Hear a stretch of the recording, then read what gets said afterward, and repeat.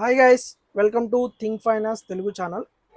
So ఈ రోజైతే గత 15 రోజులుగా మన రెండు తెలుగు రాష్ట్రాల్లో బాగా ట్రెండింగ్ న్యూస్ ఏంటంటే పాస్టర్ ప్రవీణ్ గారు డెత్ మిస్టరీ. సో ఏమైంది, యాక్సిడెంట్లో చనిపోయారా లేకపోతే మర్డర్ ఏమైనా జరిగిందా అనేది గత 15 రోజులుగా రెండు తెలుగు రాష్ట్రాల్లో బాగా వైరల్ అయిన న్యూస్.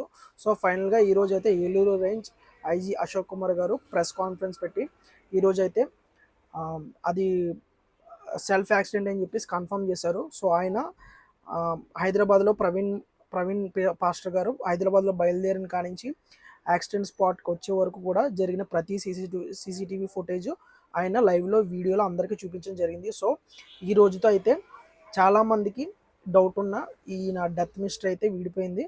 సో కానీ ఇంకా మన రెండు తెలుగు రాష్ట్రాల్లో కొంతమంది ఉన్నారు, వాళ్ళు ఇంకా వాదిస్తున్నారు అది మా యాక్సిడెంట్ కాదు, ఎవరో కావాలని చంపేశారు, మర్డర్ జరిగింది, ఇవన్నీ చెప్తున్నారు. సో ఫైనల్గా ఎండ్ ఆఫ్ ది డే పోలీసులు చెప్పిందే మనం ఫైనలైజ్ అనుకోవాలి, ఎందుకంటే వాళ్ళే విచారించారు కాబట్టి వాళ్ళే ఫైనలైజ్ చేశారు.